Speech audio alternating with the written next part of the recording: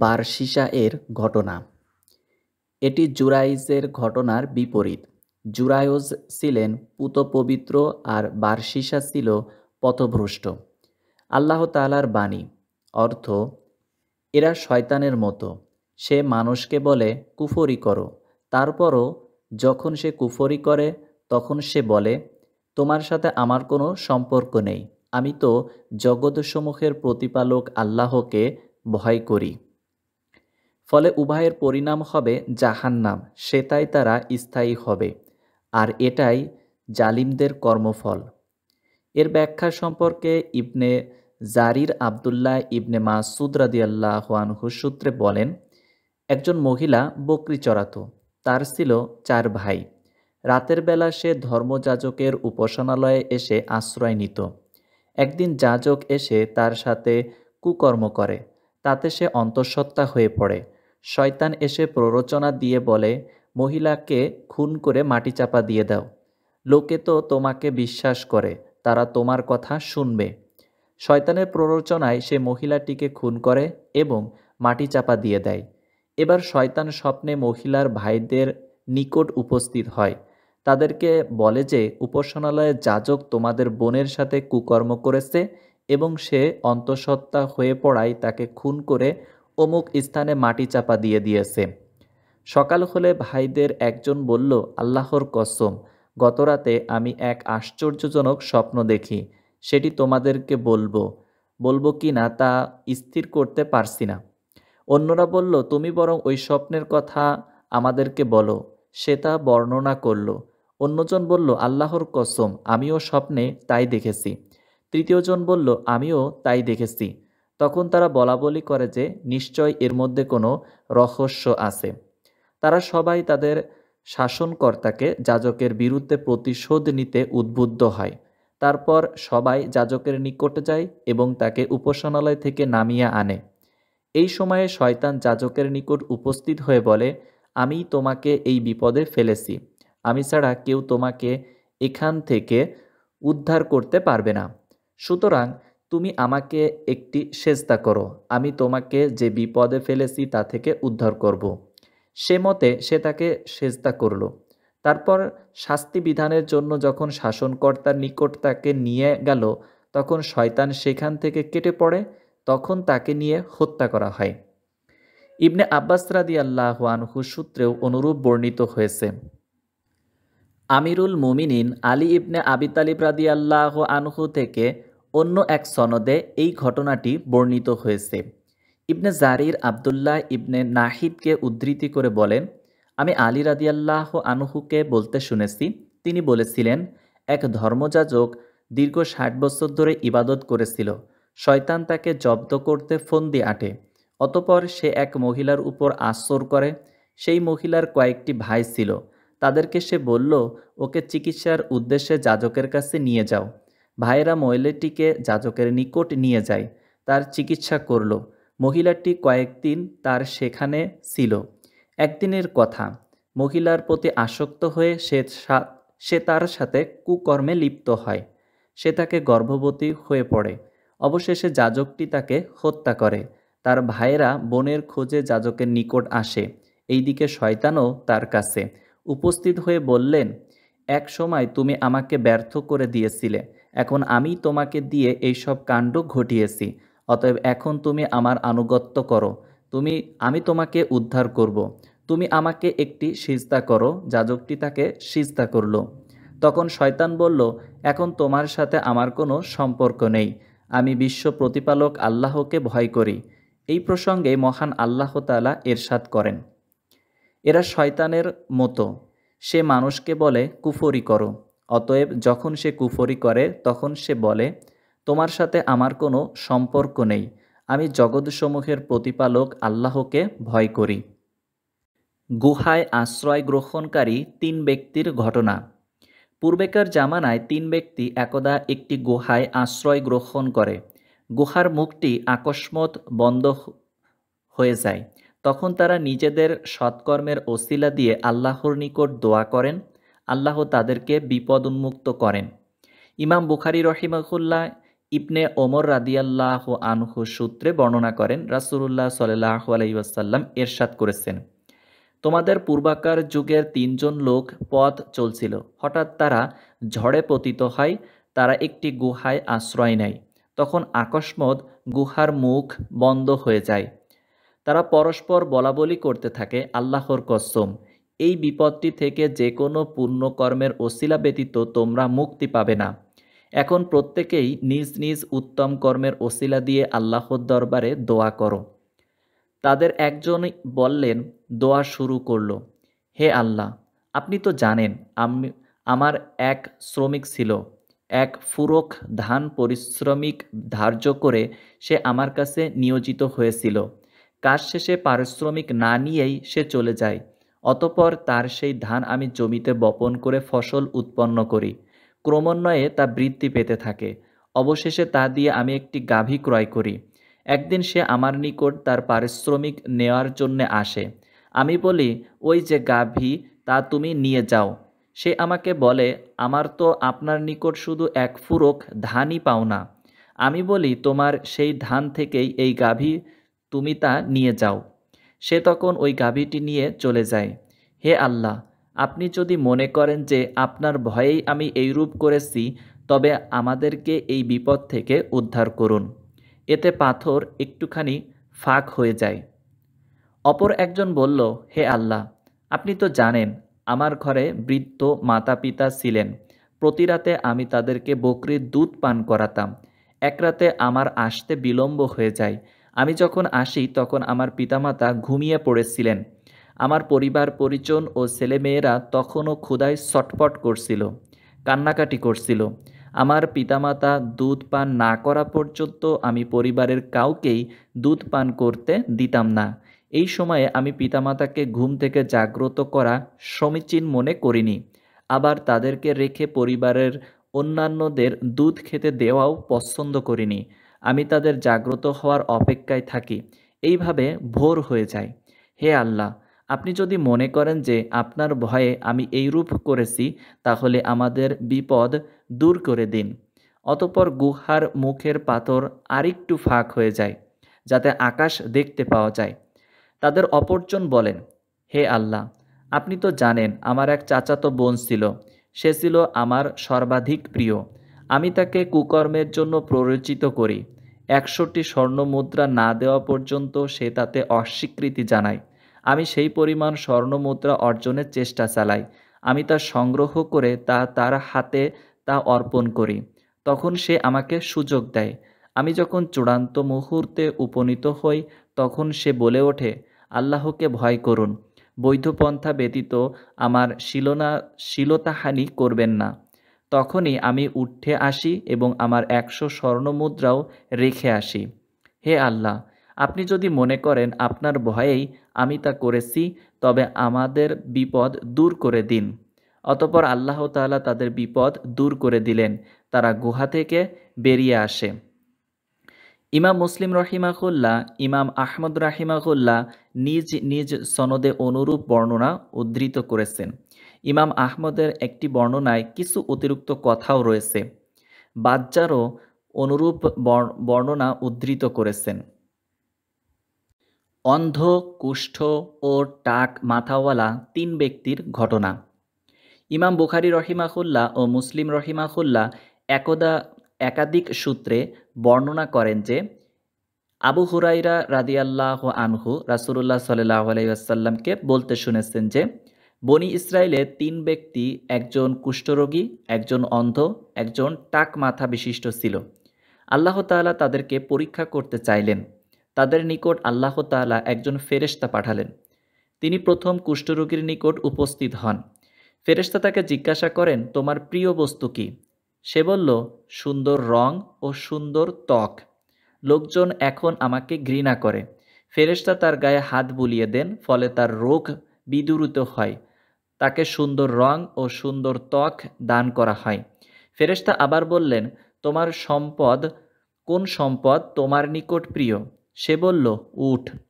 অথবা সে বলল, গাভী। কুষ্ঠরোগীও টেকো মাথা বিশিষ্ট 2 জনের একজন উট চেয়েছিল, অপরজন চেয়েছিল গাভী।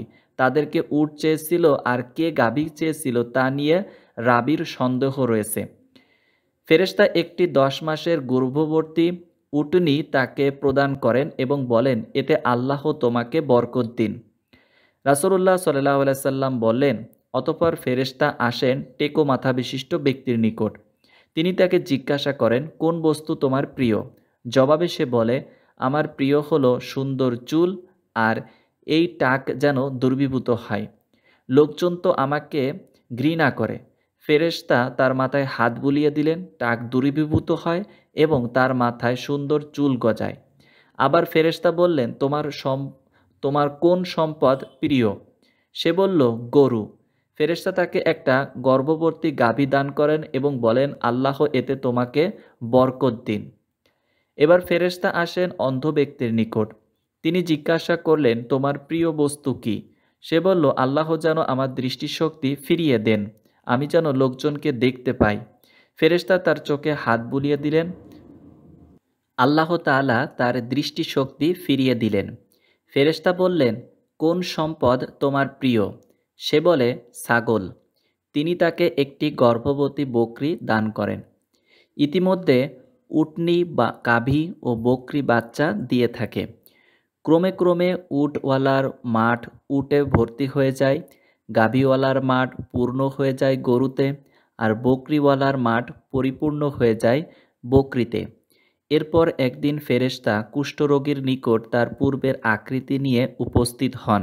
তিনি বললেন, আমি একজন মিসকিন, সফরে এসে আমার যা ছিল সব ফুরিয়ে গেছে। আল্লাহর সাহায্য এবং অতঃপর আপনার সহযোগিতা ব্যতীত আমার দেশে ফেরার কোনো উপায় নেই। যে আল্লাহ আপনাকে সুন্দর দেহ, বর্ণ ও সুন্দর ত্বক দান করেছেন, তার দোহাই দিয়ে আপনার নিকট আমি একটি উট ভিক্ষা চাইছি। আমার সফরকালে এটি কাজে লাগবে। সে বলল, মানুষের সাহায্যর শেষ নেই। ফেরেশতা বলেন, আপনাকে আমার চেনা চেনা মনে হচ্ছে। আপনি না কুষ্ঠরোগী ছিলেন? মানুষ আপনাকে ঘৃণা করত আর আপনি ছিলেন দারিদ্র। আল্লাহই তো আপনাকে সব সম্পদ দান করেছেন।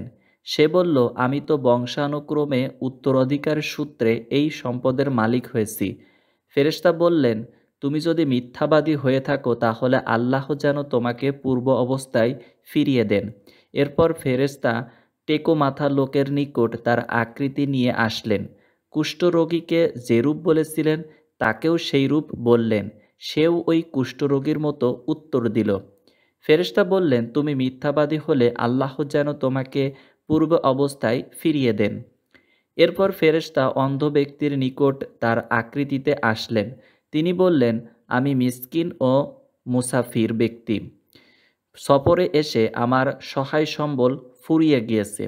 আল্লাহর সাহায্য ও তারপর আপনার সহায়তা ব্যতীত আমার বাড়ি ফিরে যাওয়ার কোনো ব্যবস্থা নেই। যে মহান আল্লাহ আপনাকে দৃষ্টিশক্তি ফিরিয়ে দিয়েছেন তার দোহাই দিয়ে আমি আপনার নিকট একটি বকরি চাচ্ছি। ওটি দ্বারা আমার সফরের প্রয়োজনীয় খরচ মেটাবো। বকরিওয়ালা বলল, আমি ছিলাম অন্ধ, আল্লাহ আমাকে দৃষ্টিশক্তি ফিরিয়ে দিয়েছেন। আমি ছিলাম দরিদ্র, আল্লাহ আমাকে ধনী বানিয়েছেন। তোমার যেটা পছন্দ সেটা নিয়ে যাও। আল্লাহর নামে তুমি আজ যেটিই নিবে আমি তাতে দুঃখ পাব না। ফেরেশতা বললেন, আপনার মাল আপনি রেখে দিন। বস্তুত আল্লাহ আপনাদের তিনজনকে পরীক্ষা করলেন। আপনার প্রতি আল্লাহর রাজি হয়েছেন, পক্ষান্তরে আপনার অপর দুই সাথীর প্রতি আল্লাহর নারাজ ও অসন্তুষ্টি হয়েছেন। এটি ইমাম বুখারী রহিমাহুল্লাহ এর ভাষ্য। বনি ইসরাইল বিষয়ক হাদিসসমূহের এটি একটি উদ্ধৃত করেছেন। 1000 স্বর্ণমুদ্রা ধার নিয়ে তা পরিশোধের ঘটনা। ইমাম আহমদ রাহিমাহুল্লাহ বলেন, হযরত হুরায়রা রাদিয়াল্লাহু আনহু থেকে বর্ণিত, রাসূলুল্লাহ সাল্লাল্লাহু আলাইহি ওয়াসাল্লাম বনি ইসরাইলের এক লোকের ঘটনা বর্ণনা করেছেন। উক্ত লোক বনি ইসরাইলের অন্য এক ব্যক্তি থেকে 1000 স্বর্ণমুদ্রা ধার চেয়েছিল। ঋণদাতা বলল, কয়েকজন সাক্ষী নিয়ে এসো। সে বলল, সাক্ষীরূপে আল্লাহই যথেষ্ট। ঋণদাতা বলেছিল, একজন জামিন নিয়ে আসুন। সে বলল, জামিন হিসেবে আল্লাহই যথেষ্ট। ঋণদাতা তখন বলল, তুমি যথার্থই বলেছ। সে মতে সে তাকে 1000 স্বর্ণমুদ্রা দিল। ঋণগ্রহীতা এরপর এক সমুদ্র যাত্রায় বের হয়। তার কাজ শেষ করে নির্দিষ্ট সময়ে সে ঋণ পরিশোধের উদ্দেশ্যে ঋণদাতার নিকট পৌঁছানোর জন্য একটি বাহন খুঁজতে থাকে, কিন্তু কোনো বাহন সে খুঁজে পায় না। তখন সে একটি কাষ্ঠখণ্ড সংগ্রহ করে, সেটিকে ছিদ্র করে 1000 স্বর্ণমুদ্রা ও ঋণদাতার উদ্দেশ্যে লিখিত একটি চিঠি সে ওই ছিদ্রের মধ্যে ঢুকিয়ে দেয়। অতঃপর ভালো করে ছিদ্রীয় স্থানটি বন্ধ করে দেয়। অতঃপর ওই কাষ্ঠখণ্ডটি নিয়ে সে উপস্থিত হয় সমুদ্রের তীরে। সে বলে, হে আল্লাহ, আপনি তো জানেন অমুক ব্যক্তি থেকে আমি 1000 স্বর্ণমুদ্রা ধার চেয়েছিলাম। সে আমার নিকট জামিন দাবি করে। আমি তাকে বলেছিলাম যে জামিন রূপে আল্লাহই যথেষ্ট। সে আমার নিকট সাক্ষী দাবি করে। আমি বলি সাক্ষী রূপে আল্লাহই যথেষ্ট। এতে সে রাজি হয়। আমি তো যথাসাধ্য চেষ্টা করেছি একটি বাহন জোগাড় করার জন্য। এতে যথাসময়ে আমি তার টাকা পৌঁছিয়ে দিতে পারি, কিন্তু আমি কোনো বাহন পেলাম না। এখন সেই 1000 মুদ্রা আপনার নিকট আমানত রাখছি। এই বলে ওই কাষ্ঠখণ্ডটি সে সমুদ্রে ভাসিয়ে দেয়। কাঠ ভেসে যায় সমুদ্রে। সে ফিরে যায় এবং নিজ দেশে পৌঁছানোর জন্য বাহন খুঁজতে থাকে। ঋণগ্রহীতা তার সম্পদ নিয়ে আগমনকারী বাহনের অপেক্ষায় থাকে। হঠাৎ সেই সম্পদ সম্বলিত কাঠটি তার নজরে পড়ে। পরিবারের জ্বালানি কাঠ রূপে ব্যবহারের জন্য সে কাঠটি বাড়ি নিয়ে যায়। সেটি কাটতে গিয়ে শেষ উক্ত স্বর্ণমুদ্রা ও চিঠিটি পায়। পরবর্তীতে একদিন ঋণগ্রহীতা তার নিকট 1000 স্বর্ণমুদ্রা নিয়ে এসে উপস্থিত হয়। সে বলে, আমি বাহন সংগ্রহ করার জন্য যথাসাধ্য চেষ্টা করছি, যাতে করে পাওনা টাকা নিয়ে যথাসময়ে আপনার নিকট আসতে পারে। কিন্তু যে বাহনে করে আমি আপনার নিকট এসেছি সেটির পূর্বে কোনো বাহন পাইনি। ঋণদাতা বলল, তুমি ইতপূর্বে আমার নিকট কোনো কিছু প্রেরণ করেছিলে? সে বলল, আমি তো আপনাকে বলেছি যে এই বাহনের পূর্বে আমি কোনো বাহন পাইনি। ঋণদাতা বলল, তোমার কাঠের ভেতরে রাখা স্বর্ণমুদ্রা আল্লাহ তাআলা আমার নিকট পৌঁছিয়ে দিয়েছেন। যে 1000 স্বর্ণমুদ্রা সাথে করে এনেছো তা নিয়ে তুমি ফিরে যাও। ইমাম আহমদের সনদ সহকারে হাদিসটি এভাবে উল্লেখ করেছেন।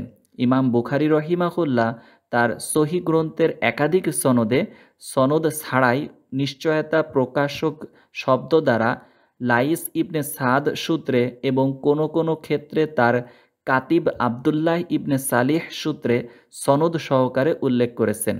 এতদা সত্ত্বেও হাকিম বাজ্জার যে তার মুসনাদে গ্রন্থে হাদিসটি একক বর্ণনা মতে মন্তব্য করেছেন, তাতে বিস্মিত হতে হয়।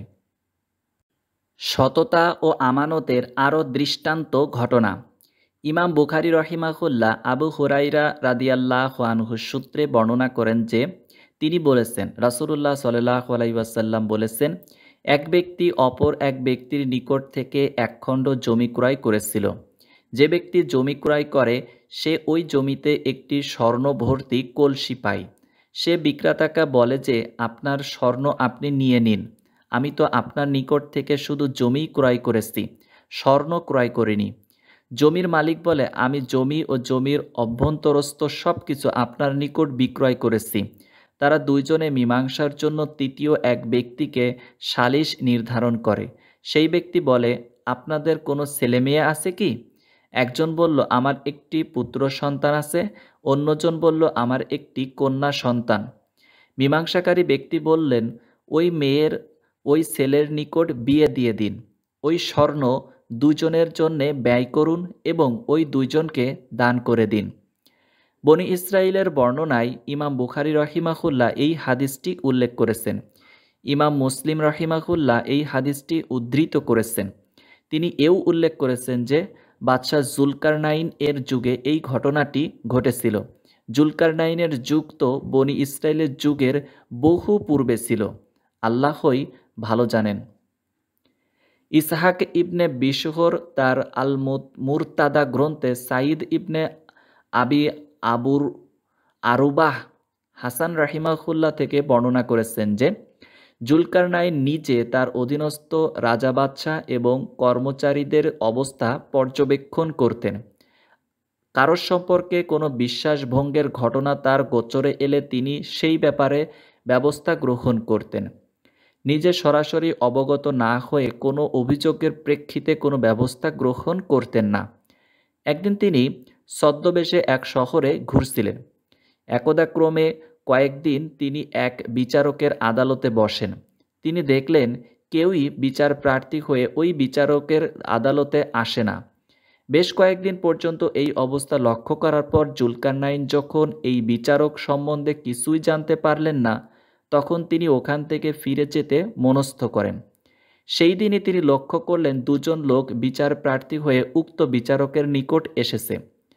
একজন আর্জি পেশ করে বলে যে, মাননীয় বিচারক, আমি ওই ব্যক্তি থেকে একটি বাড়ি ক্রয় করে তা আবাদ করি। ওই বাড়িতে আমি গুপ্তধনের সন্ধান পাই। আমি তাকে এটি নিয়ে যেতে বলি, কিন্তু সে তা নিতে অস্বীকার করে। অপরজনকে উদ্দেশ্য করে বিচারক বলেন, এই ব্যাপারে তুমি কি বলো? জবাবে সে বলল, আমি কখনো এই মাটির নিচে কোনো সম্পদ লুকিয়ে রাখিনি এবং গুপ্তধন সম্পর্কে আমি কিছুই জানি না। সুতরাং এটি আমার নয়, আমি তা গ্রহণ করব না। বাদী বলে, মাননীয় বিচারক, কাউকে আমার নিকট থেকে তা নিয়ে আসতে আদেশ করুন। তারপর আপনার যেখানে খুশি তা ব্যবহার করবেন। বিচারক বললেন, তুমি নিজে যে বিপদ থেকে রক্ষা পেতে চাও, আমাকে তার মধ্যে জড়াচ্ছ কেন? তুমি আমার প্রতি সুবিচার করনি। আমি মনে করি দেশের আইনেও এরূপ বিধান নেই। বিচারক আরও বললেন, আচ্ছা, আমি কি এমন একটি ব্যবস্থা করব যাতে তোমাদের উভয়ের প্রতি ইনসাফ হয়? তারা বলল, অবশ্যই। বিচারক বাদীকে উদ্দেশ্য করে বললেন, তোমার কি কোনো পুত্র সন্তান আছে? সে বলল, জি হ্যাঁ। অপরজনকে বললেন, তোমার কি কোনো কন্যা সন্তান আছে? সে বলল, জি হ্যাঁ। তিনি বললেন, দুজনেই যাও, তোমার মেয়েকে তার ছেলের সাথে বিবাহ দিয়ে দাও।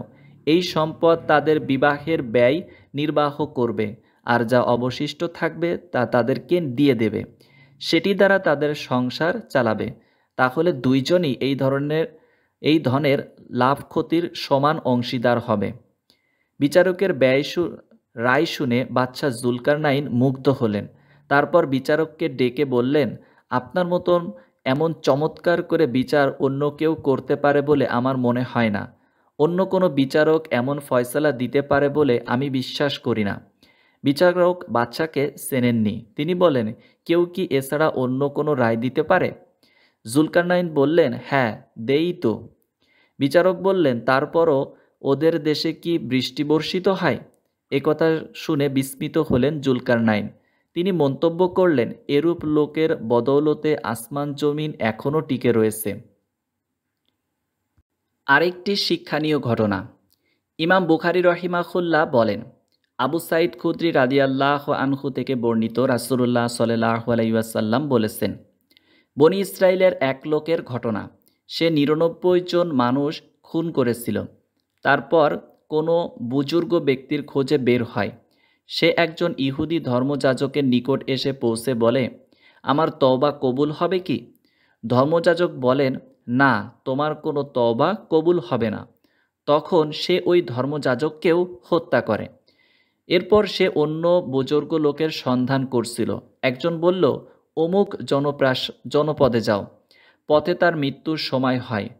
তার বক্ষদেশ পর্যন্ত ওই জনপদ অভিমুখে ঝুঁকে রয়েছিল। তখন রহমতের ফেরেশতা আর আযাবের ফেরেশতা উভয় পক্ষের মধ্যে বাদানুবাদ শুরু হয়। আল্লাহ তাআলা সম্মুখভাগের ভূমিকে নির্দেশ দিলেন সংকুচিত ও কাছাকাছি হয়ে যেতে। পেছনে রেখে আসা ভূমিকে নির্দেশ দিলেন সম্প্রসারিত ও দূরে সরে যেতে। ফেরেশতা তাদেরকে নির্দেশ দিলেন উভয় দিকে ভূমি মেপে দেখতে। দেখা গেল সম্মুখের গন্তব্যস্থল পেছনে ছেড়ে আসা স্থান থেকে ১ বিঘত নিকটে। অতঃপর তাকে ক্ষমা করে দেয়া হলো। ইমাম বুখারী রহিমাহুল্লাহ এরূপ সংক্ষিপ্তই বর্ণনা করেছেন। ইমাম মুসলিম রহিমাহুল্লাহ তা বিশদভাবে বর্ণনা করেছেন। অন্য একটি হাদিস।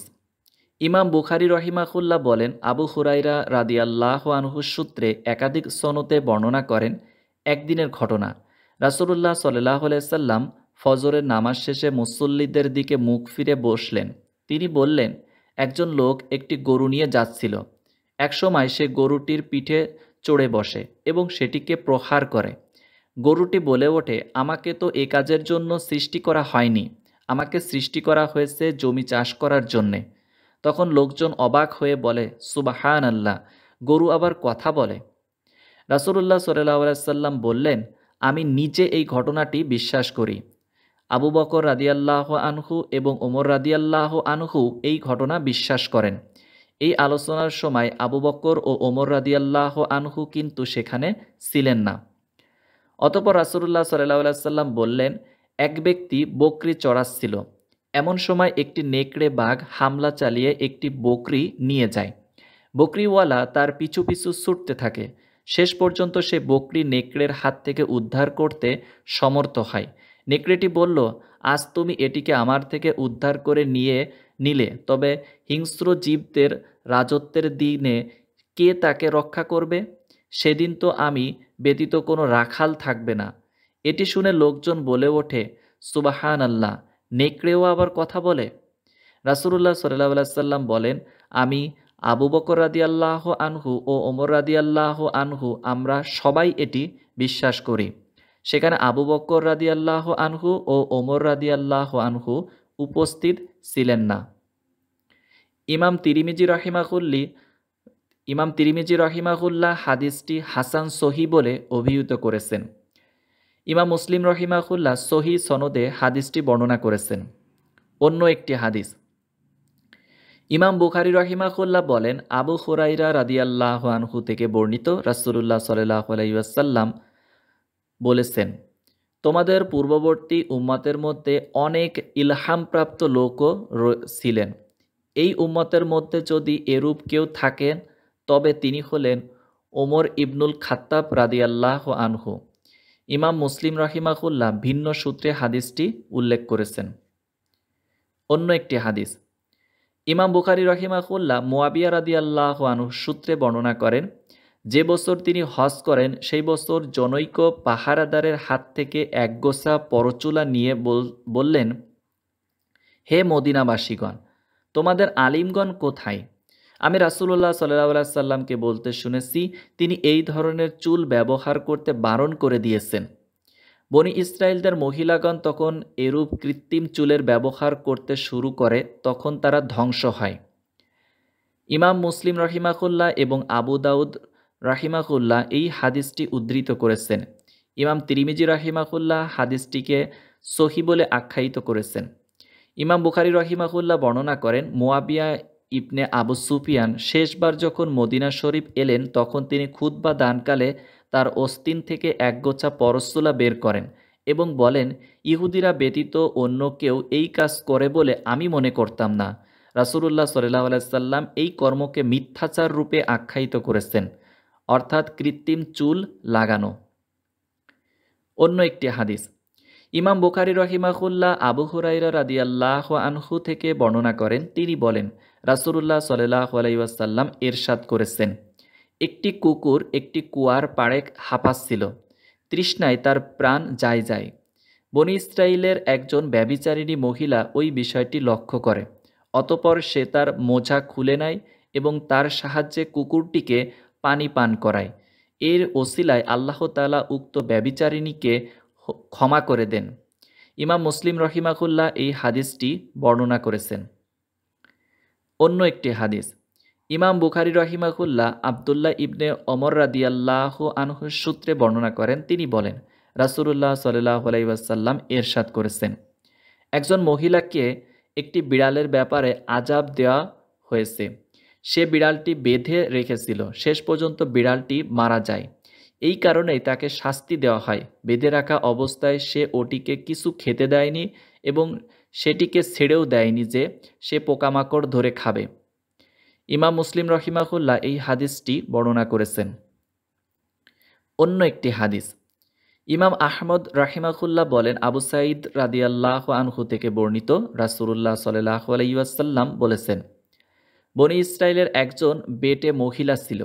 সে কাঠের সুদীর্ঘ দুটো পা তৈরি করে এবং সেটিকে পা রেখে দুজন খাটো মহিলার মধ্যে থেকে সে চলতে থাকে।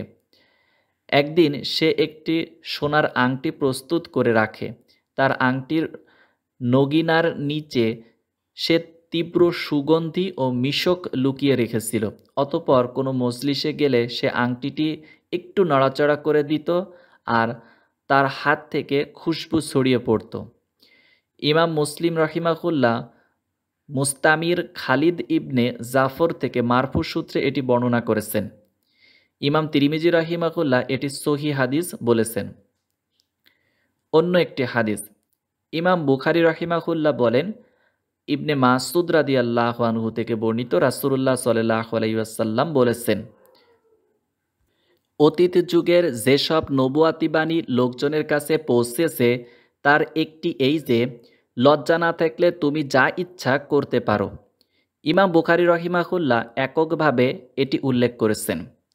অন্য একটি হাদিস ইমাম আহমদ রাহিমাহুল্লাহ বলেন, আবু হুরাইরা রাদিয়াল্লাহু আনহু থেকে বর্ণিত, রাসূলুল্লাহ সাল্লাল্লাহু আলাইহি ওয়াসাল্লাম বলেছেন, অতীতকালের এক ব্যক্তি ও তার স্ত্রী নিঃস্ব অবস্থায় ছিল। তাদের কিছুই করার সামর্থ্য ছিল না। একদিন লোকটি ফিরে এসে অত্যন্ত ক্ষুধার্ত ও ক্লান্ত অবস্থায় তার স্ত্রীকে বলে, তোমার কাছে কোনো খাবার আছে কি? সে বলে, হ্যাঁ আছে। সুসংবাদ নিন, আপনার জন্য আল্লাহর পক্ষ থেকে রিজিক এসেছে। স্বামী স্ত্রীকে তাগিদ দিয়ে বলল, আমি চাচ্ছি এখনই তোমার নিকট কিছু থাকলে নিয়ে এসো। স্ত্রী বলল, হ্যাঁ, একটু অপেক্ষা করুন, আমরা আল্লাহর রহমতের আশায় আছি। বেশ কিছু সময় অতিবাহিত হওয়ার পর সে স্ত্রীকে বলল, আল্লাহর রহম করুন, খুঁজে দেখো তো তোমার কাছে কোনো খাবার আছে কিনা, থাকলে নিয়ে এসো। আমার ভীষণ ক্ষুধা পেয়েছে, আমি খুব কষ্ট পাচ্ছি। সে বলল, হ্যাঁ, খাবার আছে, চুলায় রান্না হচ্ছে, একটু অপেক্ষা করুন। কিছুক্ষণ উভয়ে নীরব থাকার পর স্ত্রী মনে মনে বলল, আমি যদি উঠে গিয়ে চুলাটা একটু দেখে আসতাম। এরপর মহিলাটি নিজেই গেল এবং চুলায় গিয়ে দেখল সে বকরির সিনায় ডেকসি ভর্তি এবং একটি জাতায় আটা পেশমা হচ্ছে। মহিলাটি নিকটে গেল এবং জাতার আটা ঢেলে নিল তা এবং চুলার উপরের বকরির সিনা নিয়ে আসলো।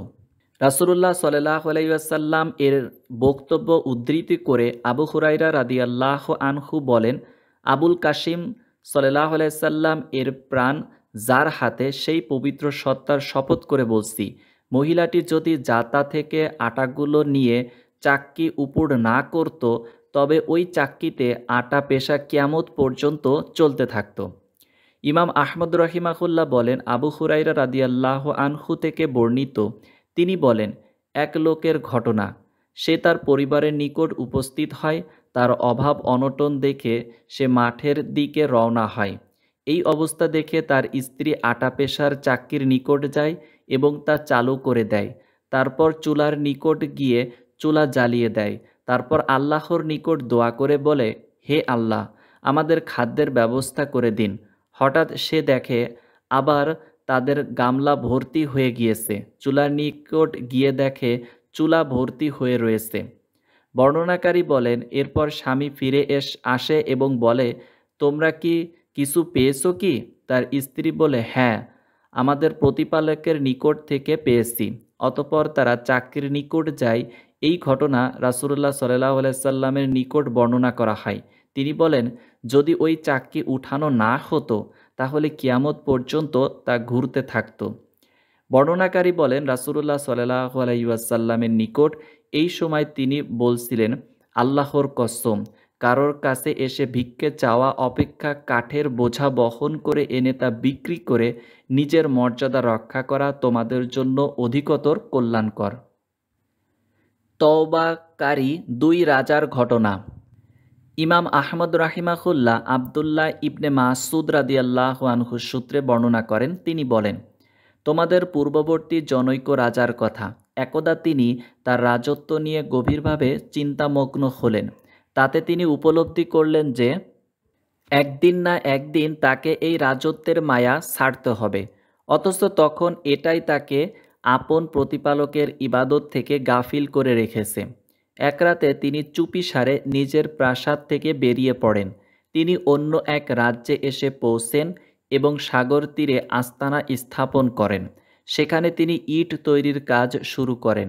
এতে যা আয় হতো তা দিয়ে প্রয়োজন মাফিক খাদ্যদ্রব্যের ব্যবস্থা করতেন এবং উদ্ধৃত অর্থ সৎকা করে দিতেন। এভাবে তার দিন কাটছিল। ওই দেশের রাজার নিকট তার সংবাদ পৌঁছে। রাজা তাকে ডেকে পাঠান। তিনি যেতে অস্বীকার করেন। রাজা তখন নিজেই তার কাছে চলে আসেন। রাজাকে দেখেই ওই রাজা পালাতে শুরু করেন। রাজা ও ঘোড়া নিয়ে তার পিছু নেন, কিন্তু তিনি তার নাগাল পেলেন না। অবশেষে রাজা চিৎকার করে বলেন, হে আল্লাহর বান্দা, আমার পক্ষ থেকে আপনার কোনো ক্ষতির আশঙ্কা নেই। তখন ওই রাজা থামলেন, ফলে উভয়ের সাক্ষাৎ হলো। রাজা বলল, আল্লাহ তাআলা আপনাকে দয়া করুন, আপনার পরিচয় কি? তিনি বললেন, আমি অমুকের পুত্র অমুক, অমুক রাজ্যের রাজা। আমার রাজত্ব নিয়ে আমি একদিন গভীরভাবে চিন্তা করেছিলাম। তাতে আমি উপলব্ধি করেছি যে শেষ পর্যন্ত আমি এই রাজ্য থেকে বিচ্ছিন্ন হবই, আর তখন এই রাজ্যই আমাকে আমার প্রতিপালকের ইবাদত থেকে গাফিল করে রেখেছে। তাই আমি ওই রাজ্য ত্যাগ করে এখানে এসে আমার প্রতিপালকের ইবাদত করছি। রাজা বললেন, আপনি যা করেছেন এই ব্যাপারে আমি আপনার চাইতে কম মুখাপেক্ষী নই। এই বলে রাজা বাহন থেকে নেমে পড়েন এবং সেটিকে ছেড়ে দেন। তিনি পূর্ববর্তী রাজার পথ অনুসরণ করেন। এবার তারা দুজনে একসাথে আল্লাহর ইবাদত করতে লাগলেন। তারা দুজনে আল্লাহর নিকট একসাথে মৃত্যু কামনা করলেন এবং পরে দুইজনই মারা গেলেন। হাদিস বর্ণনাকারী আবদুল্লাহ ইবনে মাসুদ রাদিয়াল্লাহু আনহু বলেন, আমি যদি তখন মিশরের রমণিয়ায় থাকতাম, রাসূলুল্লাহ সাল্লাল্লাহু আলাইহি সাল্লাম আমাদের নিকট তাদের যে পরিচয় বর্ণনা করেছেন তার আলোকে আমি কবর দুটি চিনিয়ে দিতাম। অন্য এক হাদিস, ইমাম বুখারী রহিমাহুল্লাহ আবু সাঈদ খুদরি রাদিয়াল্লাহু আনহু সূত্রে নবী করিম সাল্লাল্লাহু আলাইহি ওয়াসাল্লাম থেকে বর্ণনা করেন, তোমাদের পূর্ববর্তী যুগে এক লোক ছিল। আল্লাহ তাআলা তাকে প্রচুর ধন সম্পদ দান করেছিলেন। তার মৃত্যুর সময় উপস্থিত হওয়ায় সে তার পুত্রদেরকে কাছে ডাকে। তাদেরকে বলে, বৎসগণ, আমি তোমাদের পিতারূপে কেমন ছিলাম? তারা বলে, আপনি খুবই ভালো পিতা ছিলেন। অতঃপর সেই ব্যক্তি বলে, আমি কখনো কোনো পুণ্যকর্ম করিনি, সুতরাং আমার মৃত্যুর পর তোমরা আমাকে পুড়িয়ে ফেলবে, তারপর পিষে চূর্ণ বিচূর্ণ করে ফেলবে এবং প্রচণ্ড বেগে প্রবাহিত বাতাসে নিক্ষেপ করবে। সেই মতে পুত্ররা তাই করল। আল্লাহ তাআলা সেই সব একত্রিত করে জিজ্ঞাসা করলেন, তোমার এইরূপ করার হেতু কি? সে বলল, প্রভু, আপনার ভয়ে এইরূপ করেছি। তখন আল্লাহ তাআলা তাকে তার রহমত দান করলেন। ইমাম মুসলিম রাহিমাহুল্লাহ এই হাদিসটি বর্ণনা করেছেন। অন্য একটি হাদিস, ইমাম বুখারী রহিমাহুল্লাহ আবু হুরায়রা রাদিয়াল্লাহু আনহু সূত্রে নবী করিম সাল্লাল্লাহু আলাইহি সাল্লাম থেকে বর্ণনা করেন, তিনি বলেছেন, এক ব্যক্তি লোকজনকে প্রায় ঋণ দিত। নিজের কর্মচারীকে সে নির্দেশ দিত যে কোনো অভাবী ব্যক্তি এলে তার ঋণ মাফ করে দিবে। এই ওসিলায় আল্লাহ তাআলা আমাদেরকে মাফ করে দিলেন। ওই ব্যক্তির মৃত্যুর পর সে আল্লাহর নিকট পৌঁছালে আল্লাহ তাআলা তাকে মাফ করে দেন। ইমাম মুসলিম রাহিমাহুল্লাহ এই হাদিসটি বর্ণনা করেছেন। অন্য একটি হাদিস, ইমাম বুখারী রহিমাহুল্লাহ সাদ ইবনে আবি ওয়াক্কাস রাদিয়াল্লাহু আনহু সূত্রে বর্ণনা করেন যে তিনি হযরত উসামা ইবনে যায়েদ রাদিয়াল্লাহু আনহুকে জিজ্ঞাসা করেছিলেন, প্লেগ রোগ সম্পর্কে আপনি রাসূলুল্লাহ সাল্লাল্লাহু আলাইহি সাল্লামের মুখে কি শুনেছেন? হযরত উসামা রাদিয়াল্লাহু আনহু বলেন, রাসূলুল্লাহ সাল্লাল্লাহু আলাইহি সাল্লাম ইরশাদ করেছেন, প্লেগ রোগ হলো শাস্তি বিশেষ। বনী ইসরায়েলের একটি গোত্রের উপর আল্লাহ তাআলা এটি প্রেরণ করেছিলেন, আর তোমাদের পূর্ববর্তী লোকেদের উপরও এই শাস্তি এসেছিল। কোনো এলাকায় প্লেগ রোগের প্রাদুর্ভাব ঘটেছে শুনলে তোমরা ওই এলাকার দিকে অগ্রসর হইও না, আর তোমরা যেখানে অবস্থান করছো সেখানে এই রোগের প্রকোপ দেখা দিলে রোগে আক্রান্ত হওয়ার ভয়ে তোমরা সেখান থেকে পালিয়ে যেও না। ইমাম মুসলিম রহিমাহুল্লাহ হযরত আয়েশা রাদিয়াল্লাহু আনহু থেকে বর্ণনা করেন, তিনি বলেন, আমি প্লেগ রোগ সম্পর্কে রাসূলুল্লাহ সাল্লাল্লাহু আলাইহি সাল্লামকে জিজ্ঞাসা করেছিলাম। তিনি আমাকে জানালেন যে এটি একটি শাস্তি বিশেষ। বান্দাদের মধ্যে যাদের প্রতি আল্লাহর ইচ্ছা করেন তাদের নিকট এটি প্রেরণ করেন, আল্লাহ তাআলা এটিকে ঈমানদারদের জন্য রহমত ও কল্যাণ রূপে নির্ধারণ করেছেন। কোনো এলাকায় প্লেগ রোগের প্রকোপ দেখা দিলে কোনো ব্যক্তি যদি পূর্ণ ধৈর্য সহকারে সওয়াবের আশায় এবং এই বিশ্বাস নিয়ে তথায় অবস্থান করে যে আল্লাহর নির্ধারিত তকদিরের অন্যথা করে কোনো বিপদ তার উপর আসবে না, অতঃপর সে যদি সেখানে মারা যায় তবে সে শহীদের মর্যাদা পাবে। অন্য একটি হাদিস, ইমাম বুখারী রাহিমাহুল্লাহ হযরত আয়েশা রাদিয়াল্লাহু আনহা থেকে বর্ণনা করেন, মাখজুম গোত্রের যে মহিলাটি চুরি করেছিল তার ব্যাপারে কুরাইশদেরকে উদ্বিগ্ন করে তোলে।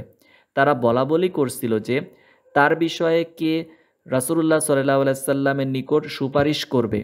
তারা বলেন, রাসূলুল্লাহ সাল্লাল্লাহু আলাইহি সাল্লামের একান্ত প্রিয় উসামা ইবনে যায়েদ রাদিয়াল্লাহু আনহু ব্যতীত আর কে এই সাহস করবে? সেই মতে হযরত উসামা রাদিয়াল্লাহু আনহু এই বিষয়ে রাসূলুল্লাহ সাল্লাল্লাহু আলাইহি সাল্লামের কাছে আলাপ করলেন। অটল রাসূলুল্লাহ সাল্লাল্লাহু আলাইহি সাল্লাম বললেন, আল্লাহর নির্ধারিত দণ্ড বাতিলের জন্যে তুমি সুপারিশ করছো? এরপর তিনি উঠে দাঁড়ালেন এবং খুতবা দিতে গিয়ে বললেন, অর্থ, তোমাদের পূর্বে যারা ধ্বংস হয়েছে তাদের ধ্বংসের কারণ হলো তাদের কোনো সম্ভ্রান্ত লোক চুরি করলে তাকে তারা ছেড়ে দিত, আর দুর্বল শ্রেণীর কেউ চুরি করলে তাকে তারা শাস্তি দিত।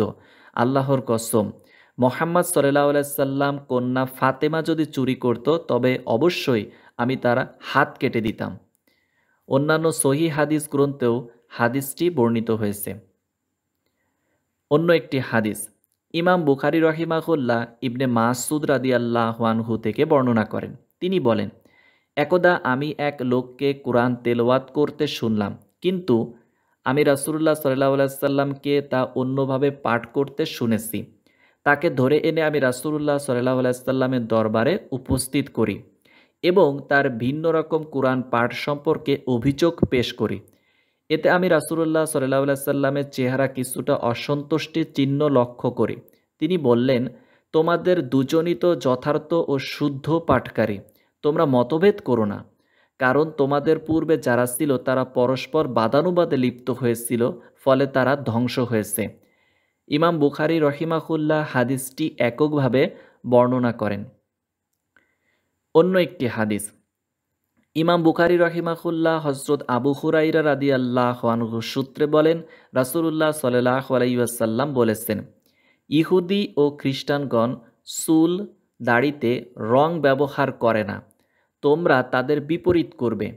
ইমাম বুখারী রাহিমাহুল্লাহ এককভাবে এই রেওয়াতটি বর্ণনা করেছেন। আবু দাউদ শরীফে বর্ণনা করেন, তোমরা পাদুকাসহ সালাত আদায় করবে এবং এভাবে ইহুদিদের বিরোধিতা করবে। অন্য একটি হাদিস, ইমাম বুখারী রাহিমাহুল্লাহ হযরত ইবনে আব্বাস রাদিয়াল্লাহু আনহু সূত্রে বলেন, আমি হযরত ওমর রাদিয়াল্লাহু আনহুকে বলতে শুনেছি, আল্লাহ তাআলা অমুক ব্যক্তিকে ধ্বংস করুন। সে কি জানে না যে রাসূলুল্লাহ সাল্লাল্লাহু আলাইহি সাল্লাম বলেছেন, আল্লাহ লানত করুন ইহুদিদের উপর, তাদের জন্য চর্বি নিষিদ্ধ করা হয়েছিল কিন্তু তারা তা গলিয়ে বিক্রি করত। ইমাম মুসলিম রাহিমাহুল্লাহ এই হাদিসটি বর্ণনা করেছেন। অন্য একটি হাদিস, ইমাম বুখারী রাহিমাহুল্লাহ হযরত আনাস ইবনে মালিক রাদিয়াল্লাহু আনহু সূত্রে বর্ণনা করেন।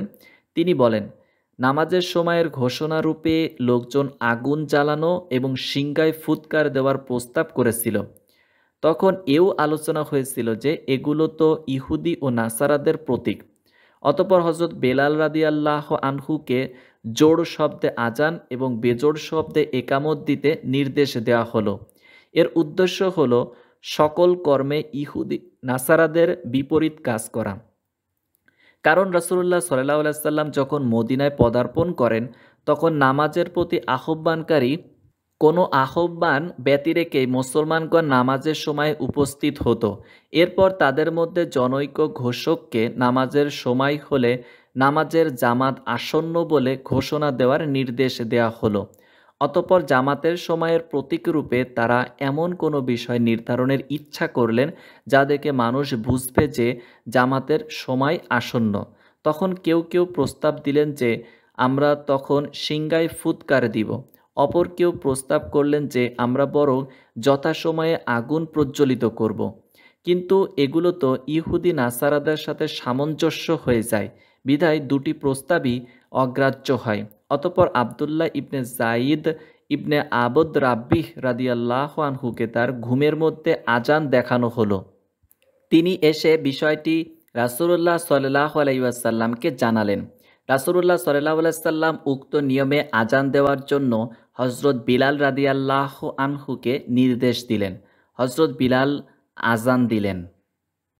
অন্য একটি হাদিস, ইমাম বুখারী রহিমাহুল্লাহ হযরত আয়েশা রাদিয়াল্লাহু আনহা ও ইবনে আব্বাস রাদিয়াল্লাহু আনহু সূত্রে বলেন, রাসূলুল্লাহ সাল্লাল্লাহু আলাইহি ওয়াসাল্লাম যখন ইন্তেকালের সময় উপনীত হলেন, তখন তিনি একটি চাদর টেনে তার মুখে ঢাকতে শুরু করলেন। আর যখন তিনি অস্বস্তি বোধ করছিলেন, তখন তা মুখ থেকে সরিয়ে ফেলছিলেন।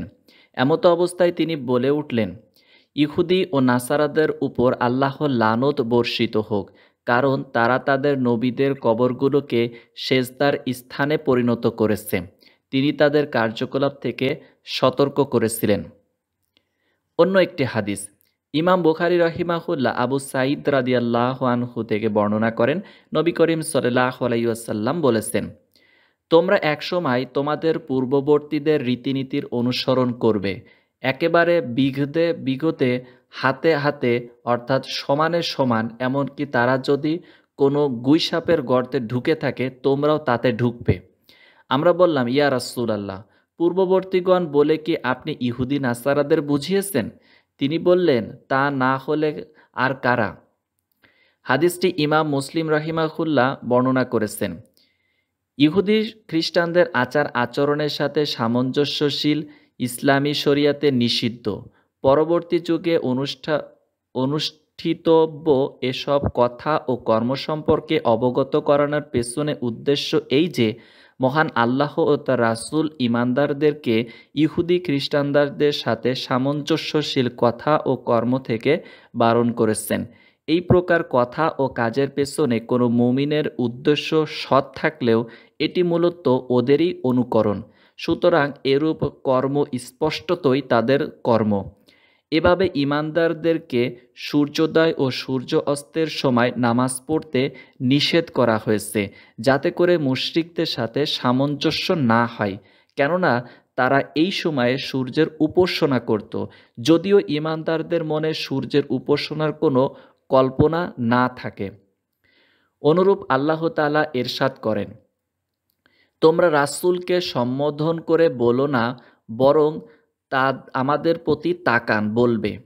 আর তোমরা শোনো, কাফিরদের জন্য রয়েছে মর্মস্তুদ শাস্তি। আলোচ্য আয়াতের প্রেক্ষাপট এই যে, কাফিরগণ রাসূলুল্লাহ সাল্লাল্লাহু আলাইহি সাল্লামের সাথে কথা বলার সময় আমার দিকে তাকান এবং আমাদের কথা শুনুন বোঝানোর জন্য বলতো। রঈনা এই শব্দটি দ্বারা দ্ব্যর্থমূলক উপরিউক্ত অর্থ ছাড়া মূর্খ অর্থ এটি ব্যবহৃত হয়। এই শব্দ ব্যবহার করে তারা হে আমাদের মূর্খ ব্যক্তির অর্থ বোঝাতো। ঈমানদারদের গণের কেউ উক্ত শব্দ ব্যবহার করলে কখনোই তাদের মনে উক্ত অর্থের লেশ মাত্র থাকবে না, তবুও তাদেরকে এরূপ বলতে নিষেধ করা হয়েছে।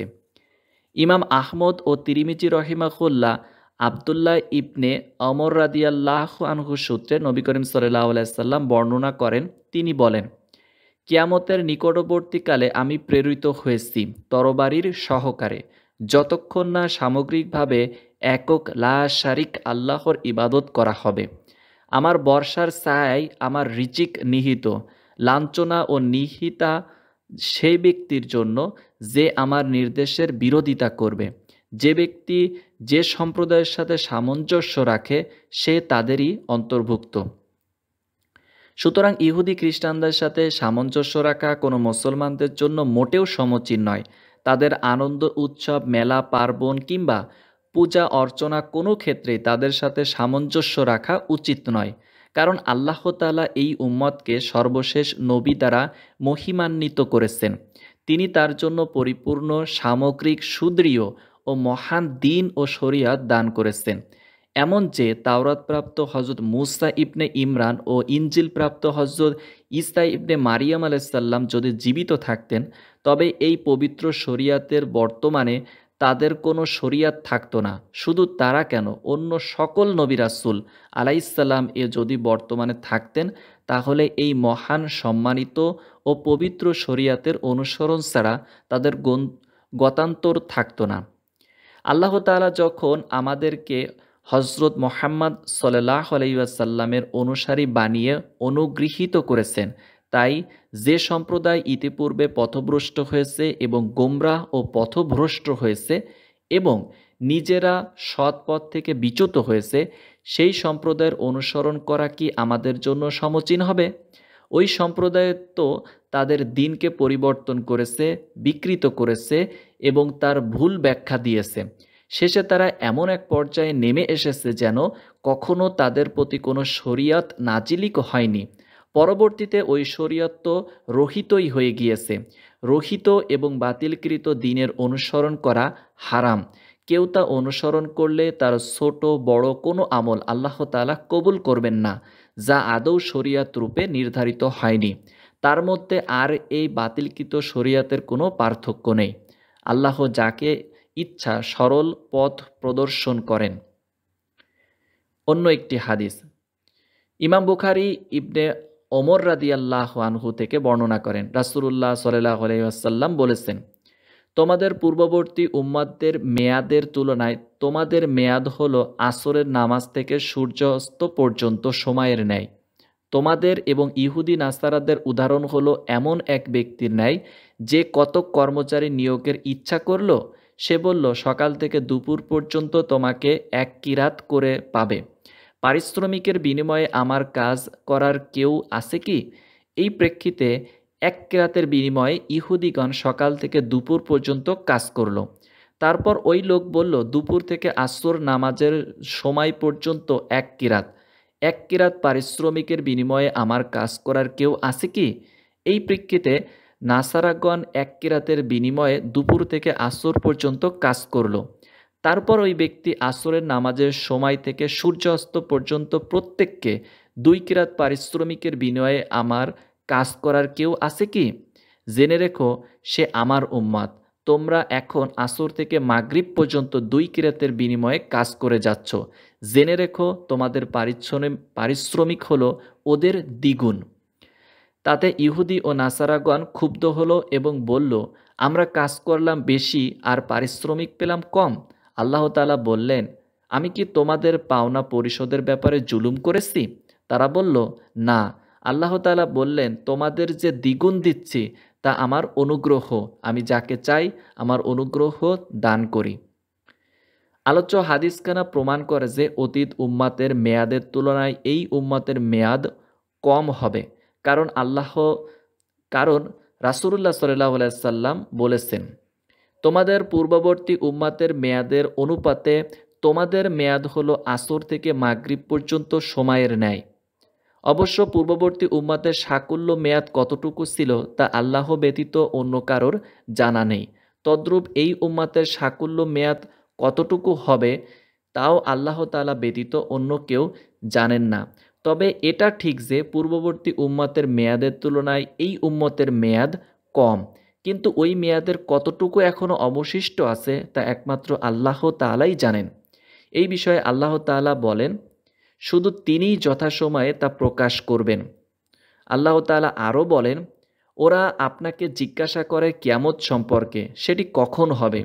এটির আলোচনার সাথে আপনার কি সম্পর্ক? এটির চরম জ্ঞান আছে আপনার প্রতিপালকের নিকট। রাসূলুল্লাহ সাল্লাল্লাহু আলাইহি ওয়াসাল্লাম এরপরে পৃথিবীর 1000 বছর আয়ু পাবে না বলে যে জনশ্রুতি মশহুর হয়েছে তা আদৌ কোনো হাদিস নয়। এই বিষয়ে অবশ্য অন্য একটি হাদিস রয়েছে, সেটি হলো, দুনিয়া হলো আখিরাতের জুমাসমূহের মধ্যকার একটি জুমা, অর্থাৎ সপ্তাহ বরাবর মাত্র। তবে এই হাদিসের বিশুদ্ধতায় সন্দেহ রয়েছে। উপরিউক্ত হাদিসে বর্ণিত উদাহরণ প্রদানের উদ্দেশ্য হল তাদের সোয়াব ও পারিশ্রমিকের তারতম্য বর্ণনা করা এবং এটাও জানিয়ে দেওয়া যে সোয়াবের প্রাচুর্য ও কমতির কর্মের পরিমাণের উপর নির্ভরশীল নয়, বরং এটি নির্ভর করে অন্য বিষয়ের উপর, যা আল্লাহর নিকট অত্যন্ত গুরুত্বপূর্ণ। এমন অনেক ক্ষেত্র আছে যেখানে স্বল্প আমল দ্বারা এমন প্রচুর সওয়াব অর্জন করা যায় যা অন্যখানে বেশি আমল দ্বারা অর্জন করা যায় না। যেমন লাইলাতুল কদর, এই রাতে ইবাদত করা লাইলাতুল কদর বিহীন হাজার মাস ইবাদত করা অপেক্ষা উত্তম। তদ্রূপ প্রিয় নবী হজরত মোহাম্মদ সাল্লাল্লাহু আলাইহি সাল্লামের সাহাবিগণ, তারা এমন এক সময়ে আল্লাহর পথে দান করেছেন যে অন্যরা উহুদ পর্বত পরিমাণ স্বর্ণ আল্লাহর পথে দান করলেও সাহাবিগণের ওই পরিমাণ বা তার অর্ধেক দানেরও সমান হবে না। আর রাসূলুল্লাহ সাল্লাল্লাহু আলাইহি সাল্লামকে তার 40 বছর বয়সে আল্লাহ তাআলা নবুয়াত দান করেছেন এবং 63 বছর বয়সে তাকে দুনিয়া থেকে তুলে নেন। এটি প্রসিদ্ধ মত। 23 বছরের এই স্বল্প মেয়াদে তিনি কল্যাণকর জ্ঞান ও সৎকর্মে সকল নবী রাসূলকে অতিক্রম করে গিয়েছেন।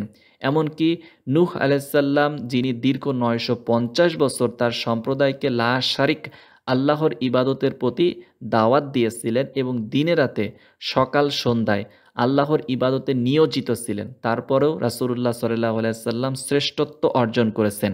তার সকল নবীর উপর সালাত ও সালাম বর্ষিত হোক। এই উম্মত তারা মহিমা গৌরবান্বিত হয়েছে এবং দ্বিগুণ সোয়াবের অধিকারী হয়েছে তাদের নবীর শ্রেষ্ঠত্ব, মহাত্ম ও সম্মানের বরকতে। এই প্রসঙ্গে আল্লাহ তাআলা বলেন, হে ঈমানদারগণ, আল্লাহকে ভয় করো এবং তার রাসূলের প্রতি বিশ্বাস স্থাপন করো। তিনি তার অনুগ্রহে তোমাদেরকে দিবেন দ্বিগুণ পুরস্কার এবং তিনি তোমাদেরকে দিবেন আলো যার সাহায্যে তোমরা চলবে এবং তিনি তোমাদেরকে ক্ষমা করবেন। আল্লাহর ক্ষমাশীল পরম দয়ালু। এটি এজন্য যে কিতাবীগণ যেন জানতে পারে আল্লাহর সামান্যতম অনুগ্রহের উপরও তাদের কোনো অধিকার নেই। অনুগ্রহ আল্লাহরই ইখতিয়ারে,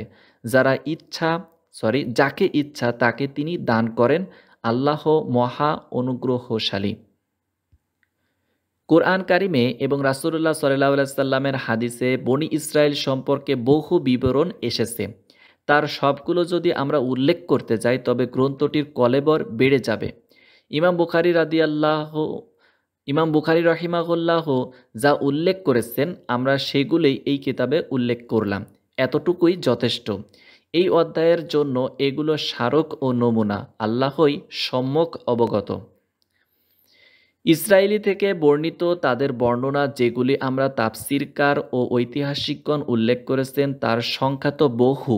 এগুলোর কিছু কিছু সঠিক এবং প্রকৃত ঘটনার অনুকূল বটে, কিন্তু অধিকাংশ হল মিথ্যা, অসত্য ও বানোয়াট। তাদের পথভ্রষ্ট ও সত্যত্যাগী লোকেরা এগুলো রটনা করেছেন এবং তাদের কাহিনীকাররা প্রচার করেছেন। ইসরায়েলি বর্ণনাগুলো 3 প্রকার। 1. কতক বর্ণনা সঠিক, আল্লাহর কুরআনে বর্ণিত এবং রাসূলুল্লাহ সাল্লাল্লাহু আলাইহি সাল্লামের হাদিসে বিবৃত ঘটনাসমূহের অনুরূপ। 2.